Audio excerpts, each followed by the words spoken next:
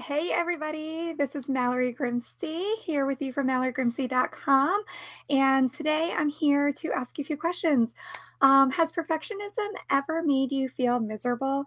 Can you seem to not figure out how to just enjoy the journey while achieving your goals? Well, this video is for you today because we are talking about what to do when perfect is not good enough.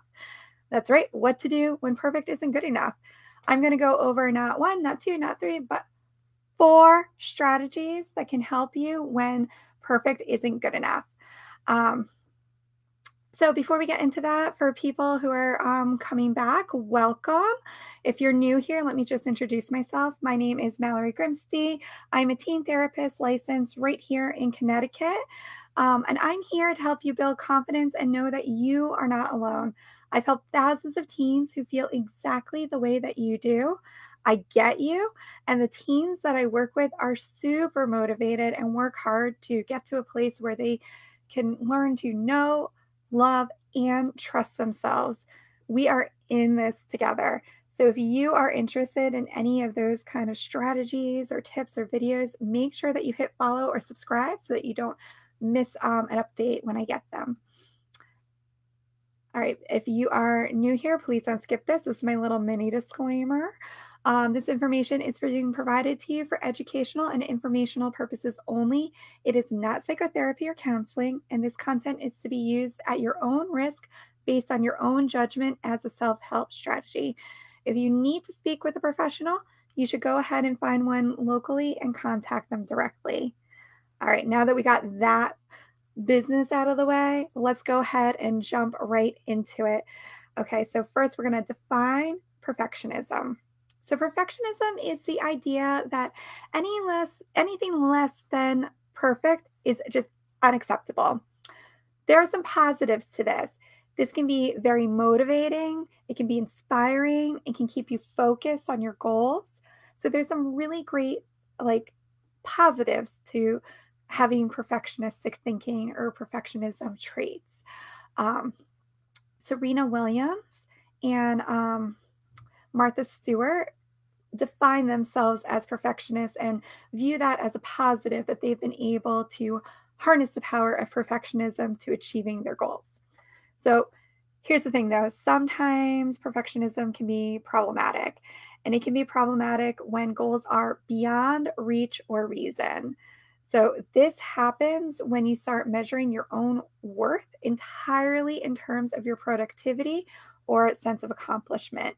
So when your goals or your perfectionism that you're going for is beyond like that good enough, like it's really impossible, and like you're only valuing your self-worth or self-esteem on that, that's where it gets problematic.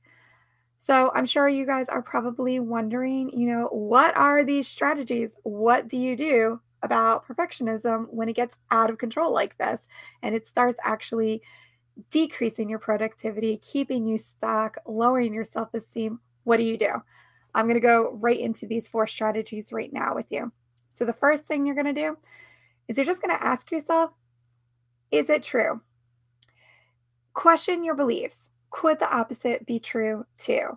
So, for example, say that you are a tennis player like Serena Williams and you are dedicated to being number one. You want to win. You want to win them all, you know?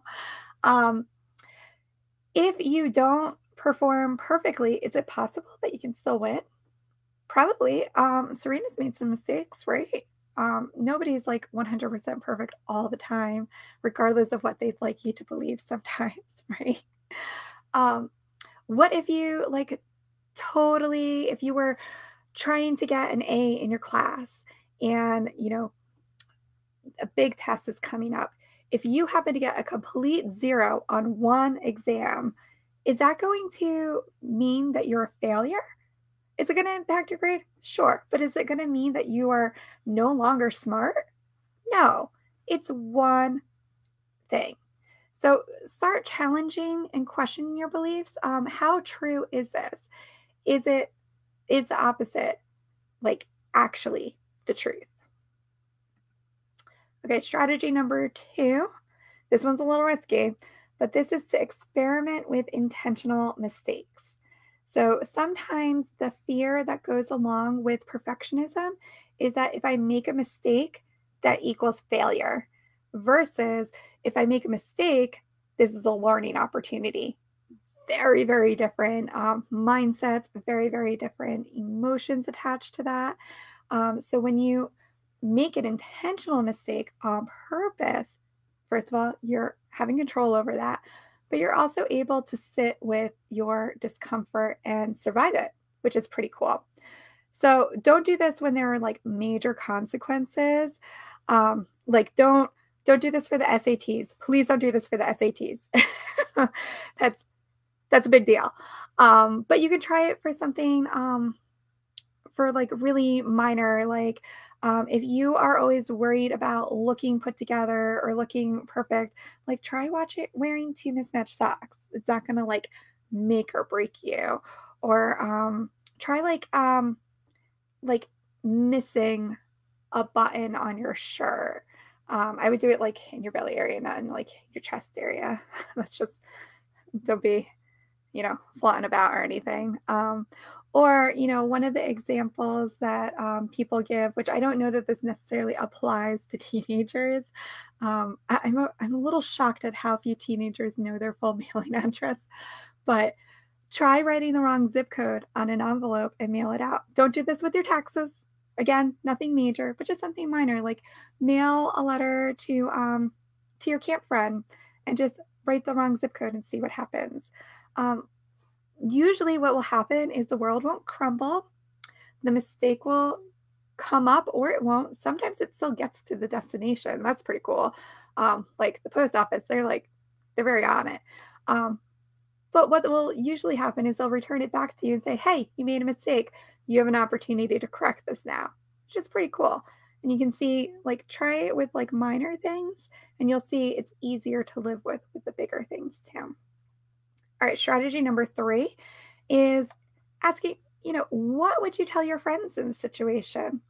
We are often so much kinder to the other people in our life than we are to ourselves. And so sometimes by shifting your perspective, that's actually what we call this in therapy.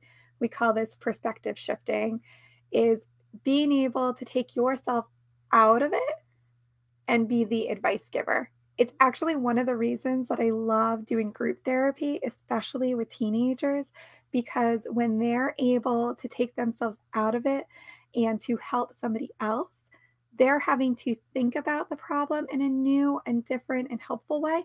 And when they're speaking that out loud to somebody, they're able to hear those words for themselves too. So pretty cool. If you don't have somebody to actually talk it out with, you can journal it. You can talk to your phone. Like, it all works. You can talk to your dog. I talk to my dog all the time. Like, just think about, what would you tell a friend in this situation? A friend that you care about. And then the 4th strategy is learning how to compromise. Now, this is a really, really tough one, because what tends to happen with perfectionism and perfectionistic thinking is that it's either I fully achieve what I've set out to accomplish or nothing.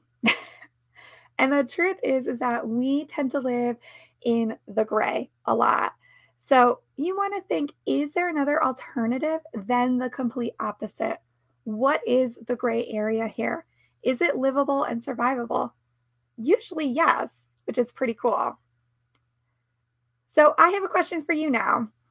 Let me know in the comments, how have you learned to manage and live with perfectionistic thinking? Do you struggle with perfectionism? I know I do. It's probably why I'm so good about these strategies, because I've learned how to manage and deal with this myself. And now I'm in a position where I can help others too. So let me know, what has been your struggle with perfectionism and what's helped and what hasn't helped. And if you try any of these strategies, let us know that too. All right, everybody, I am Mallory Grimste. It has been lovely and wonderful being able to talk with you all today. If you like this video, please be sure to like, comment, subscribe, follow wherever you are on this, share it. I want to make sure that this information gets into the hands of the kids who need it. So please, please, please pass this along. And if you need anything else from me, you can head on over to MalloryGrimste.com for more information about how I help teens build confidence, and learn to know, like, and trust themselves again. All right. Thanks, everybody. Have a great rest of your day.